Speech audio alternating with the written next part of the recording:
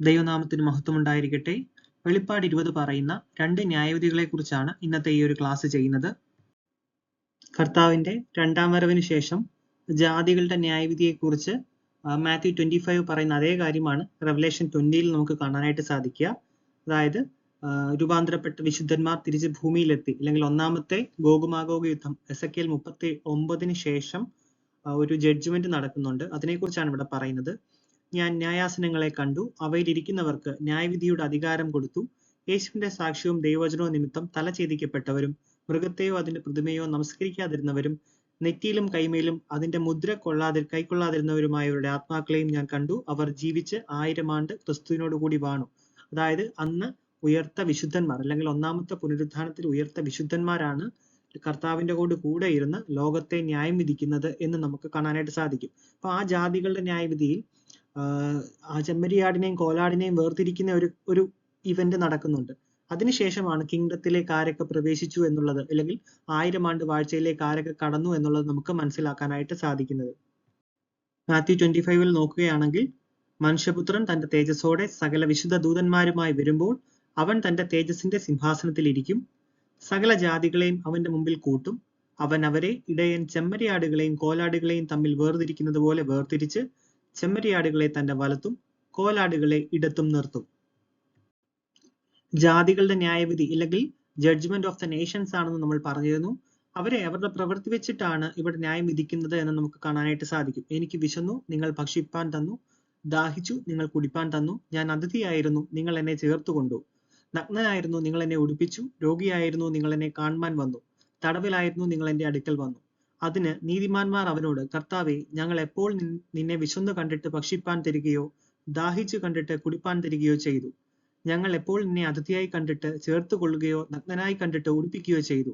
നിന്നെ രോഗിയായിട്ടോ തടവിലോ എന്നിട്ട് എപ്പോൾ കണ്ടിട്ട് ഞങ്ങൾ നിന്റെ അടുക്കൽ വന്നു എന്ന് ഉത്തരം പറയും. രാജാവ് അവരോട്, എന്റെ ഈ ഏറ്റവും ചെറിയ സഹോദരന്മാരിൽ ഒരുത്തന് നിങ്ങൾ ചെയ്തിടത്തോളം എല്ലാം എനിക്ക് ചെയ്തു എന്ന് ഞാൻ സത്യമായിട്ടും നിങ്ങളോട് പറയുന്നു എന്ന് അരുളി ചെയ്യുന്നു. അതായത് നമുക്ക് മനസ്സിലാക്കാനായിട്ട് സാധിക്കുന്നത്, ജാതികളുടെ ന്യായവിധിയിൽ മനുഷ്യരെ സഹായിച്ചവരോട്, അല്ലെങ്കിൽ തങ്ങളിൽ ഏറ്റവും ചെറിയവരെ പോലും സഹായിച്ചവരോട് ദൈവം കരുണ കാണിക്കുന്നത്, അല്ലെങ്കിൽ അവർക്കായിട്ട് ദൈവത്തിന്റെ രാജ്യം അവകാശമാക്കുവാനായി കൊടുക്കുന്നതിനെ കുറിച്ചാണ് പറയുന്നത്. അപ്പൊ കിങ്ഡത്തില് അവിടെ സംഭവിച്ചത്, കർത്താവ് വന്ന് തന്റെ സഭയെ ചേർത്തു. അതിനുശേഷം ആലയത്തിൽ നിന്ന് ദൈവത്തിന്റെ മഹത്വം ഒലിവുമലയിൽ ചെന്ന് പ്രത്യക്ഷപ്പെട്ട് ഒരു വലിയ ഒലിവുമല രണ്ടായി പിളരുന്നതായിട്ട് നമുക്ക് കാണാനായിട്ട് സാധിക്കും. അതിനുശേഷം ഇസ്രായേൽ ജനത മരുഭൂമിയിലേക്ക് ഓടിപ്പോകുന്ന ഒരു കാര്യത്തെക്കുറിച്ച് നമുക്ക് അവിടെ വായിക്കാം. അതിനുശേഷമാണ് യഹോവയും അവനോടുകൂടെ തന്റെ വിശുദ്ധന്മാരും വരും എന്ന് സക്കറിയ പ്രവചനം 14-ാം അധ്യായത്തിൽ പറയുന്ന ആ ഒരു കാര്യം. അതിനുശേഷമാണ് ജാതികളുടെ ന്യായവിധി നടക്കുന്നത്. അപ്പം ജീവിച്ചിരിക്കുന്ന പല ജാതികളെയും അതിൽ ആരൊക്കെ കിങ്ഡത്തിലേക്ക് കയറണമെന്ന് തീരുമാനിക്കുന്നവരെയാണ് ആ ഒരു ന്യായവിധിയിൽ നടക്കുന്നത്. അതിനുശേഷം അങ്ങനെ അല്ലാത്തവരെ, ഇല്ലെങ്കിൽ തങ്ങളുടെ കൂടുള്ളവരെ സഹായിക്കാഞ്ഞവരെ, അല്ലെങ്കിൽ തന്റെ ഈ എളിയവനെ സഹായിക്കാഞ്ഞവരെ അവർക്കുള്ള ജഡ്ജ്മെന്റിൽ ന്യായവിധിയെക്കുറിച്ചും കർത്താവ് അവിടെ അടുത്ത സെന്റൻസസിൽ പറയുന്നുണ്ട്. 41 to 44 വായിച്ചാൽ നമുക്ക് ഇടത്തുള്ളവരോട്, പിന്നെ അവൻ ഇടത്തുള്ളവരോട്, ശപിക്കപ്പെട്ടവരെ, എന്നെ വിട്ട് പിശാചിനും അവന്റെ ദൂതന്മാർക്കും ഒരുക്കിയിരിക്കുന്ന നിത്യ അഗ്നിയിലേക്ക് പോകുവിൻ. എനിക്ക് വിശന്നു, നിങ്ങൾ ഭക്ഷിപ്പാൻ തന്നില്ല. ദാഹിച്ചു, നിങ്ങൾ കുടിപ്പാൻ തന്നില്ല. അതിഥിയായിരുന്നു, നിങ്ങൾ എന്നെ ചേർത്തുകൊണ്ടില്ല. നഗ്നനായിരുന്നു, നിങ്ങൾ എന്നെ ഉടുപ്പിച്ചില്ല. രോഗിയും തടവിലുമായിരുന്നു, നിങ്ങൾ എന്നെ കാണുവാൻ വന്നില്ല എന്ന് അരുളി ചെയ്യും. അതിന് അവർ, കർത്താവേ, ഞങ്ങൾ നിന്നെ വിശക്കുന്നവനോ ദാഹിക്കുന്നവനോ അതിഥിയോ നഗ്നനോ രോഗിയോ തടവിലോ ആയി എപ്പോൾ കണ്ടു നിനക്ക് ശുശ്രൂഷ ചെയ്യാതിരുന്നു എന്ന് ഉത്തരം പറയും. അവൻ അവരോട്, ഈ ഏറ്റവും ചെറിയവരിൽ ഒരുത്തന് നിങ്ങൾ ചെയ്യാഞ്ഞിടത്തോളമെല്ലാം എനിക്കാകുന്നു ചെയ്യാഞ്ഞത് എന്ന് ഞാൻ സത്യമായിട്ടും നിങ്ങളോട് പറയുന്നു എന്ന് ഉത്തരമരുളും. ഇവർ നിത്യദണ്ഡനത്തിലേക്കും നീതിമാന്മാർ നിത്യജീവങ്കിലേക്കും പോകും. അപ്പം ഇതുപോലെ ഒരു ഇവന്റ് തന്നെ ലിറ്റിൽ സീസൺ അവസാനമുള്ള ജഡ്ജ്മെന്റിൽ നമുക്ക് കാണാനായിട്ട് സാധിക്കും. മരിച്ചവരെല്ലാവരും ആകാലവൃദ്ധം സിംഹാസനത്തിന് മുമ്പാകെ നിൽക്കുന്നതും ഓരോരുത്തരെയും അവരുടെ പ്രവൃത്തിക്ക് അനുസൃതമായിട്ട് ന്യായം വിധിക്കുന്നതും, ജീവന്റെ പുസ്തകത്തിൽ പേരെഴുതിയിരിക്കുന്നവരെ സ്വർഗരാജ്യത്തിലേക്കും അല്ലാത്തവരെ ദണ്ഡനത്തിലേക്കും വിടുന്നതായിട്ട് നമുക്ക് വെളിപാട് 20 ഫൈനൽ ജഡ്ജ്മെന്റിനെ കുറിച്ചുള്ള താഴോട്ടുള്ള വാക്യങ്ങളിൽ കാണാനായിട്ട് പറ്റും. വെളിപാട് 20:5 വായിക്കുമ്പോൾ, മരിച്ചവരിൽ ശേഷമുള്ളവർ 1000 ആണ്ട് കഴിയോളം ജീവിച്ചില്ല. അപ്പം ആരൊക്കെയാണ് ജീവിച്ചതെന്ന് ചോദിച്ചാൽ, AD 30 തൊട്ട് 70 വരെ, അല്ലെങ്കിൽ കർത്താവിന്റെ രാജ്യം തുടങ്ങുന്നത് വരെ, അല്ലെങ്കിൽ ഒന്നാമത്തെ പുനരുത്ഥാനം നടക്കുന്നിടം വരെയുള്ളവർ ഉള്ള വിശ്വാസികൾ എല്ലാവരും ജീവിച്ച് ഉയർത്തെഴുന്നേറ്റു. കൂടാതെ കർത്താവിനെ പ്രതി മരണമേറ്റവർ, മുദ്രയേൽക്കാത്തവർ അവരെല്ലാം ജീവിച്ചു എന്നുള്ളത് നമുക്ക് മനസ്സിലാക്കാം.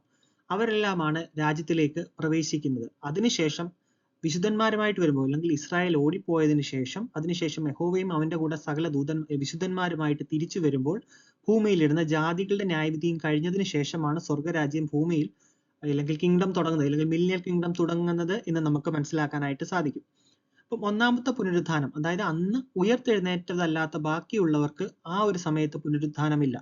അവർക്ക് പുനരുത്ഥാനം ഉണ്ടാവുന്നത് ഈ 1000 ആണ്ട് വാഴ്ചയ്ക്ക് ശേഷമാണ്, മില്ലിയൻ കിങ്ഡത്തിന് ശേഷമാണ്. ഒന്നുകൂടെ വായിക്കാം. മരിച്ചവരിൽ ശേഷമുള്ളവർ 1000 ആണ്ട് കഴിയുവോളം ജീവിച്ചില്ല. ഇത് ഒന്നാമത്തെ പുനരുത്ഥാനം. ഒന്നാമത്തെ പുനരുത്ഥാനത്തിൽ പങ്കുള്ളവൻ ഭാഗ്യവാനും വിശുദ്ധനുമാകുന്നു. അവരുടെ മേൽ രണ്ടാം മരണത്തിന് അധികാരമില്ല.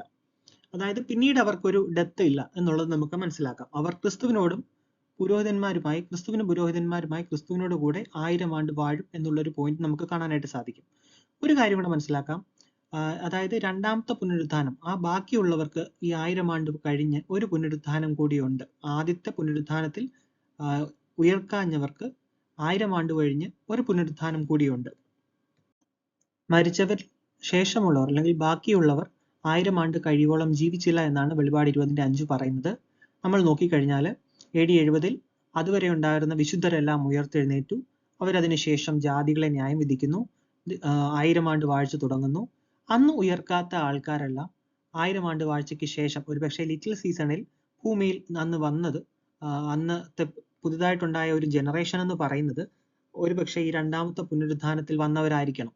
അവർക്ക് ഒരുപക്ഷെ അതിനു മുമ്പ് സുവിശേഷം കേൾക്കാൻ അവസരമില്ലാത്തവരോ അല്ലെങ്കിൽ അങ്ങനെയുള്ളവരായിരിക്കാമെന്ന് ചില അഭിപ്രായങ്ങൾ കണ്ടിട്ടുണ്ട്. എന്നാലും അതിനെ സാധൂകരിക്കുന്ന വചനങ്ങൾ നമുക്ക് അധികം ഇല്ല. എങ്കിലും ഈ ക്യാബേജ് ബേബീസ്, അതോടൊപ്പം തന്നെ ഓർഫൻ ട്രെയിൻസ് എന്നൊക്കെ പറഞ്ഞ് ലോകത്തിന്റെ പല ഭാഗത്തും കുട്ടികളെ വളർത്താനായി കിട്ടിയത് ഈ രണ്ടാമത്തെ പുനരുത്ഥാനത്തിൽ വന്നവരാവാം എന്ന് ചിലർ പറയുന്നുണ്ട്.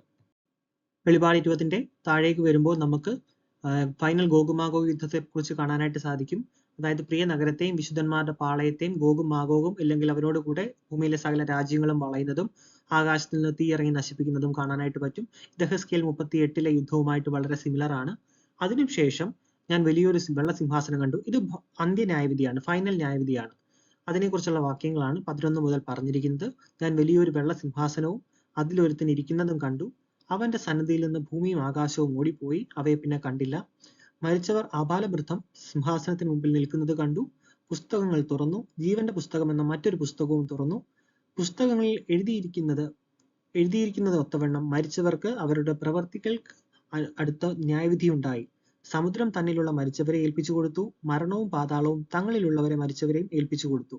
ഓരോരുത്തരും അവനവന്റെ പ്രവർത്തികൾക്ക് അടുത്ത വിധി ഉണ്ടായി എന്നുള്ളതാണ് നമുക്ക് മനസ്സിലാക്കാനായിട്ട് സാധിക്കുന്നത്.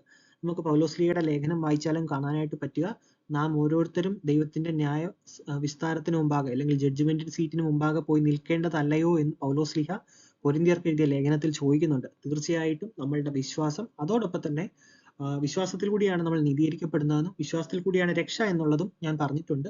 നമുക്ക് പൗലോസ്ലീഹയുടെ ലേഖനങ്ങൾ വായിച്ചാലും അത് മനസ്സിലാക്കാം. പഴയ നിയമത്തിൽ ആയാലും പുതിയ നിയമത്തിലായാലും ദൈവം നമ്മളുടെ വിശ്വാസത്തിൽ കൂടിയാണ് നമ്മളെ രക്ഷിക്കുന്നത്. കൂടാതെ നമ്മൾക്കുള്ള കിരീടങ്ങൾ, നീതിയുടെ കിരീടങ്ങളെല്ലാം ലഭിക്കുന്നത് നമ്മളുടെ പ്രവർത്തികളുടെ അനുസരിച്ചാണ്. അതിന് ഏറ്റവും വലിയ ഉദാഹരണം എന്ന് പറഞ്ഞാൽ കർത്താവ് തന്നെ പറഞ്ഞിട്ടുണ്ട്, സ്വർഗരാജ്യത്തിൽ ചെറിയവൻ വലിയവൻ, അല്ലെങ്കിൽ ഒരു വലിയ ഡിസ്റ്റിങ്ഷൻ ഉണ്ട്. ഭൂമിയെ അവകാശമാക്കുന്ന ഒരു കൂട്ടരുണ്ട്, സ്വർഗരാജ്യത്തിലെ ചെറിയവൻ വലിയവൻ, ഇങ്ങനെയൊക്കെ. അതായത് ഓരോരുത്തടത്തും ഓരോ പൊസിഷൻസ് അല്ലെങ്കിൽ നമുക്ക് കിട്ടുന്ന ഒരു റാങ്കിങ് എന്ന് പറയുന്നത് ഈ ഒരു പ്രവർത്തിക്ക് അനുസരിച്ചാണെന്നാണ് ഞാൻ മനസ്സിലാക്കുന്നത്. ന്യായവിധിക്ക് ശേഷം മരണത്തെയും പാതാളത്തെയും തീപ്പൊയ്കയിൽ തള്ളിയിട്ടു. ഈ തീപ്പൊയ്ക രണ്ടാമത്തെ മരണം. ജീവപുസ്തകത്തിൽ പേരെഴുതി കാണാത്ത ഏവനെയും തീപ്പൊയ്കയിൽ തള്ളിയിടും. അതിനുശേഷം മരണമില്ല എന്നുള്ളതാണ് നമുക്ക് വെളിപാട് 21-22 വായിച്ചാൽ മനസ്സിലാക്കുന്നത്. അതായത് ദൈവം ഏദനിൽ എങ്ങനെ മനുഷ്യരെ സൃഷ്ടിച്ചോ അതുപോലത്തെ ഒരു അവസ്ഥയിലേക്ക് മനുഷ്യരെ തിരികെ കൊണ്ടുപോവുകയാണ് നമുക്ക് കാണാനായിട്ട് പറ്റും. ഏദനിൽ നമുക്ക് ജീവന്റെ വൃക്ഷം നഷ്ടമായെങ്കിൽ വെളിപാട് 21-ലും 22-ലും നമുക്ക് ജീവന്റെ വൃക്ഷവും അതോടൊപ്പം തന്നെ അതിന്റെ ഫലവും ഒക്കെ നമുക്ക് കിട്ടുന്നു. ജാതികൾക്ക് അതിന്റെ ഇല, ജീവന്റെ വൃക്ഷത്തിന്റെ ഇല രോഗശാന്തിക്ക് ഉതകുന്നു മുതലായ കാര്യങ്ങളെല്ലാം നമുക്ക് അവിടെ കാണാനായിട്ട് പറ്റും. അപ്പം നമുക്ക്, അതായത് ഉൽപ്പത്തിയിൽ നമുക്ക് നഷ്ടപ്പെട്ടതെല്ലാം വെളിപാടിൽ മനുഷ്യർക്ക് തിരിച്ചു തരുന്ന ഒരു വലിയൊരു സംഭവമാണ് ബൈബിൾ ത്രൂ ഔട്ട് നമുക്ക് മനസ്സിലാക്കാനായിട്ട് സാധിക്കും. ദൈവത്തിന് സ്തുതി.